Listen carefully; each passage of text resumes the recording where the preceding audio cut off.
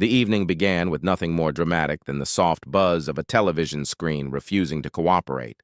After a long day, all I wanted was a quiet hour of my favorite show, but the screen blinked stubbornly between static and a blank blue glow. I tried every obvious fix, checking the remote batteries, unplugging and replugging the cables, even giving the side of the TV a light tap as though it might magically spring back to life. Nothing worked. My apartment felt unusually silent without the low hum of background noise. The street outside was already dark, a thin drizzle streaking the window. For a moment I considered giving up and retreating to a book, but irritation tugged at me. This was supposed to be the one calm evening of my week, and it was slipping away. That was when I thought of my neighbor. We'd exchanged polite nods in the hallway countless times, enough for me to know his name, Mr. Bennett, and little else. He was a man of indeterminate middle age with kind eyes and a quiet presence, the sort who carried himself like someone who'd seen a lot of life but didn't feel the need to advertise it. I remembered glimpsing a small tool kit in his hand one afternoon, which made me think he might be the type who enjoyed fixing things. The idea of knocking on his door gave me a moment's pause. I'm not the kind of person who asks for help easily, especially from near strangers. But the alternative was another hour of staring at a silent screen. And the thought of spending the evening alone with the dripping sound of rain was less appealing than swallowing a little pride. I slipped on my slippers and padded down the hall. The building was old, and each step made the wooden floorboards creak like whispers. At his door, I hesitated, listening to the faint hum of a radio inside. My heart tapped a nervous rhythm. It felt oddly intrusive to interrupt someone's night over something as trivial as a television. Still, I raised my hand and knocked. The door opened after a brief shuffle of footsteps, revealing Mr. Bennett framed by warm lamplight. He wore a soft gray sweater and had a small smudge of paint on one cuff, as though I'd interrupted him in the middle of something creative. "Evening," he said with a gentle curiosity. "Everything all right?" I explained my predicament in a rush, suddenly aware of how small and silly it sounded. But he listened without a hint of impatience, his eyes brightening at the mention of a broken TV. "Let me grab my kit," he said with an easy smile. "I'll take a look." Relief washed over me as he disappeared briefly and returned with a compact toolkit. As he stepped into my apartment a moment later, carrying the faint scent of cedar and fresh rain, I felt the night shift ever so slightly. What had started as a simple request for help suddenly held the quiet promise of something unexpected, though I couldn't have guessed just how unforgettable it would become. Mr. Bennett moved with the quiet efficiency of someone who had solved 100 small problems before. He set his toolkit on my coffee table and crouched in front of the TV, his motions unhurried but deliberate. The soft click of tools and the occasional buzz of the loose cable filled the room, blending with the patter of rain on the window. I hovered nearby, half ready to help and half unsure whether I'd only get in the way. "I'm sorry to bother you so late," I offered, feeling a little sheepish. "It probably just needs a new wire or something simple." He looked up briefly, eyes crinkling at the corners. "No bother at all. I like a puzzle. Besides, it's nice to have an excuse to step out of my place for a while." His tone was casual, but there was something in the way he said it, a faint shadow of loneliness. Maybe that caught my attention. To fill the silence, I asked how long he'd lived in the building. "About 7 years," he said, adjusting a connection behind the set. "I came here after life got a little too busy elsewhere. This place lets me breathe." He didn't elaborate, and I didn't press. My eyes wandered across the room as we spoke. His presence made me notice small details, the old clock ticking softly, the way the lamplight warmed the faded rug. He followed my gaze and nodded toward a framed photo on the shelf, my parents, smiling on a long-ago summer day. "Nice picture," he said. "They look kind." "Your father has that look of someone who tells stories at the dinner table." I blinked, surprised. He couldn't possibly know that my dad had been a natural storyteller, always spinning tales that blended fact and myth. "He did," I admitted. "How could you tell?" Mr. Bennett smiled without looking up from the tangle of wires. "It's the eyes. People who love stories always have a little sparkle in them, like they're halfway to a new idea." The comment landed with unexpected warmth. Few people notice details like that, and even fewer mentioned them. I found myself leaning against the wall, curious. "Do you tell stories?" I asked. "Sometimes," he replied. "Mostly I listen. You'd be amazed at what people reveal when you simply give them space." Something in his voice, steady, almost soothing, made the room feel smaller and more intimate. I realized I'd never spent more than a polite minute with this man. Yet he already seemed to see more than most. A faint spark from the TV snapped me from my thoughts. Mr. Bennett tightened one last screw and straightened up. "That should do it," he said. The screen flickered, then glowed to life, bright and clear. Before I could thank him, he noticed the half-finished painting leaning against the wall, an amateur attempt of mine I usually kept hidden. "You paint," he said, not as a question but a quiet recognition. His eyes met mine, full of curiosity. With the television now humming steadily, I expected Mr. Bennett to pack up his toolkit and head back to his own apartment. I even thanked him twice, sensing the polite moment when a visit usually ends. But instead of standing, he lingered for a beat, eyes drifting once more toward the painting propped against the wall. "You have a good sense of color," he said, stepping closer to study it. "That soft green with the streak of copper, it feels alive." I gave a nervous laugh. "It's just a hobby, something I pick at when I have time." He glanced over his shoulder with a small grin. "That's how the best work starts." Before I could respond, he noticed the old mantel clock on the shelf, its brass casing dulled with age. The clock had been silent for years, a gift from my grandmother that I never managed to repair. Mr. Bennett approached it with the careful attention of someone greeting an old friend. "This is a beauty," he murmured, running a finger along its edge. "French mechanism, late 19th century if I'm not mistaken. May I?" I nodded, surprised by his certainty. He opened the glass face and began adjusting the tiny gears with a precision that felt almost reverent. "My father collected clocks," he explained while working. "When I was a boy, we'd spend hours listening to the different chimes. Each one has a voice." The clock responded to his touch with a gentle click, then a slow, steady tick. I blinked in disbelief as the sound filled the room, a heartbeat from the past returning to life. You just fixed it," I said. He smiled, a modest shrug accompanying the feat. "Sometimes things only need a patient hand."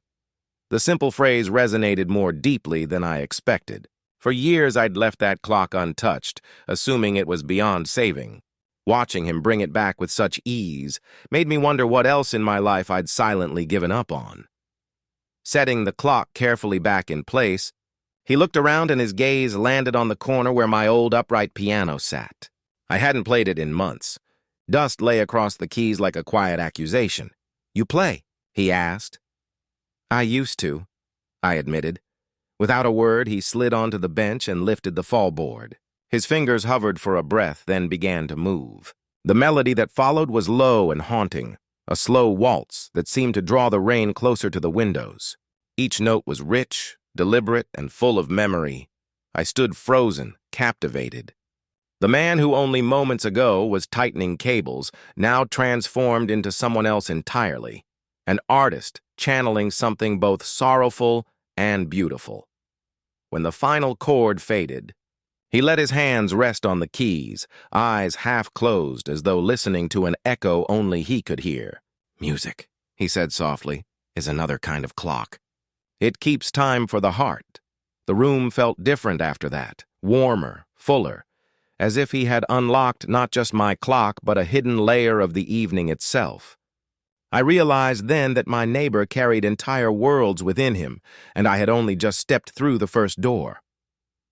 The last note of Mr. Bennett's impromptu waltz lingered in the air, fading into the gentle percussion of rain against the window. I felt as though the entire apartment was holding its breath. He closed the piano's fallboard with a quiet click, then turned toward me with a small, almost embarrassed smile, as if he'd revealed more than he intended. "That was beautiful," I said softly. "You play like someone who's been doing it all his life." He gave a modest shrug. Music was once my second language. These days, it's more like a dialect I speak only when no one is listening. He eased onto the couch, and for a moment neither of us spoke. The warm lamplight wrapped the room in a muted gold, making the evening feel somehow suspended, like we were outside of ordinary time. I offered tea, half to break the silence and half to prolong the moment. He accepted with a grateful nod. As the kettle hissed, he began to talk, not the casual small talk we'd exchanged earlier, but something deeper. "I used to travel a lot," he said, his gaze fixed on the window. "Concert halls, small clubs, sometimes streets and train stations. Piano was my ticket everywhere." I blinked. "You were a professional musician?" "For a while," he admitted. "I played with a jazz trio. We chased gigs across Europe, lived out of suitcases, slept wherever there was a roof, or sometimes where there wasn't." He smiled faintly at the memory. "It was exhilarating, but it doesn't last forever. People drift. Dreams change." The kettle whistled, and I poured the tea, unsure what to say. He took the cup, inhaling the steam as if it steadied him. "After my wife passed," he continued quietly, "the music didn't sound the same. I thought if I kept playing, I might find her again in the notes, but it only made the emptiness louder." I felt a pang of sympathy, the kind that sits deep in the chest. "I'm so sorry," I said, though the words felt small. He met my eyes, a faint smile touching the corners of his mouth. "Don't be. Grief is just love with nowhere to go. You learn to give it new directions." His openness surprised me. I barely knew this man, yet he was trusting me with pieces of his heart. Perhaps it was the quiet of the rain-soaked night, or the simple comfort of tea. But I found myself sharing, too, how I'd been adrift since my father's passing, how painting was my way of keeping his stories alive. We spoke in soft tones, trading memories and lessons like old friends who had known each other far longer than an evening. The conversation flowed without effort, as though it had been waiting for its moment. By the time our cups were empty, the clock he'd fixed ticked steadily in the background, marking time we'd forgotten to measure. What began as a neighborly favor had unfolded into something rare, a connection woven from loss, art, and a shared understanding that life's quiet intersections can be the most profound. The night had already taken on a dreamlike quality, but nothing prepared me for what came next. As we sat in companionable silence, the rain easing into a soft drizzle, Mr. Bennett glanced toward the painting I'd half hidden behind the couch. "May I?" he asked, gesturing toward it. I nodded, curious. He lifted the canvas carefully, turning it toward the light. "This is remarkable," he said after a moment. "Not just the colors, the composition, the way you've layered the textures. Have you ever shown your work?" I laughed, a little embarrassed. "It's just a hobby. I've never even considered it." He studied the painting a moment longer, then set it gently on the coffee table and reached into the inner pocket of his sweater. From it, he drew a small leather-bound notebook. The cover was scuffed from years of use, and when he opened it, I caught glimpses of sketches, notes, and names written in a neat, fluid hand. "I run a small gallery across town," he said casually, as if revealing he baked bread on weekends. "Mostly local artists, people who create because they love it. I never mention it around the building. It's nice to have a quiet corner of life that isn't tied to work." My mouth fell open. "You own a gallery?" He nodded with a modest shrug. "Curate, manage, sweep the floors, whatever needs doing. We host community shows, mentor young artists, sometimes sell pieces to collectors who care about story as much as technique." He paused, eyes kind. "I'd like to feature your work." The words didn't register at first.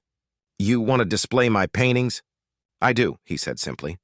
"You have an eye for emotion. People will feel something when they look at your work. That's the whole point, isn't it?"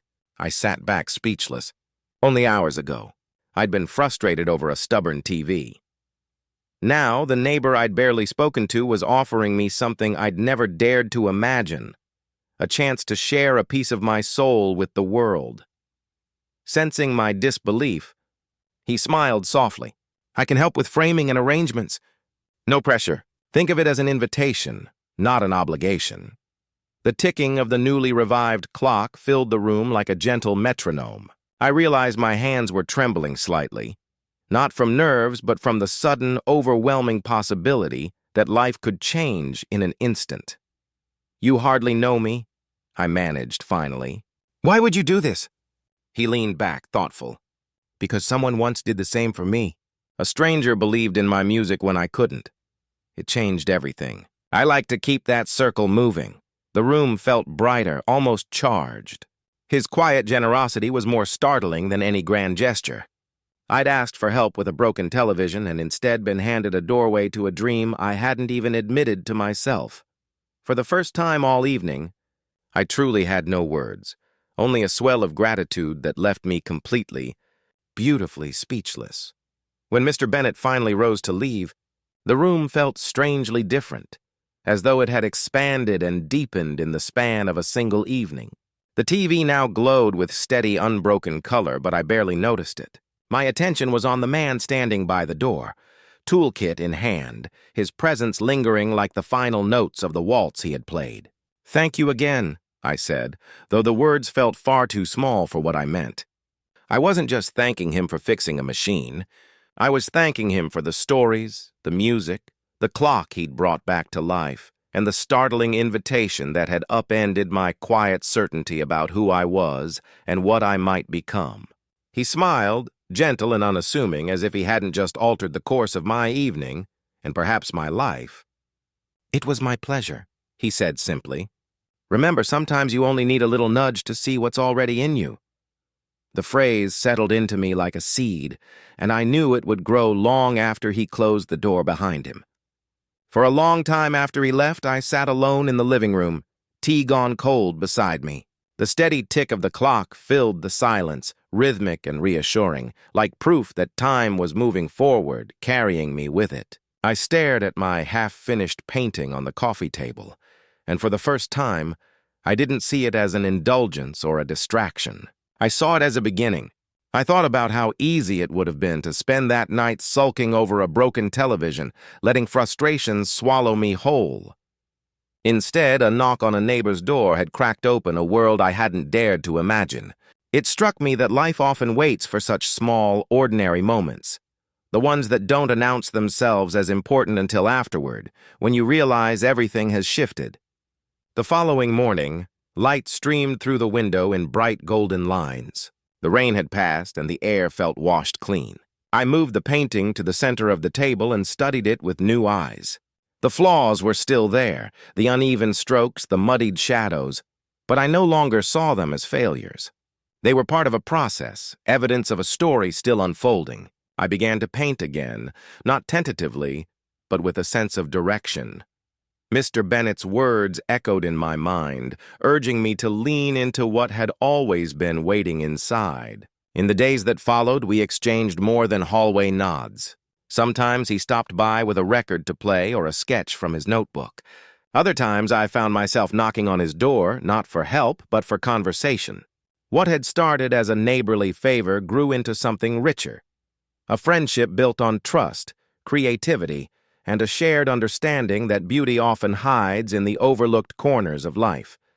And every time the clock chimed, steady and alive, I was reminded that a single evening, a single act of asking for help, had rewritten the rhythm of my days. It began with a broken TV. It ended with a new beginning.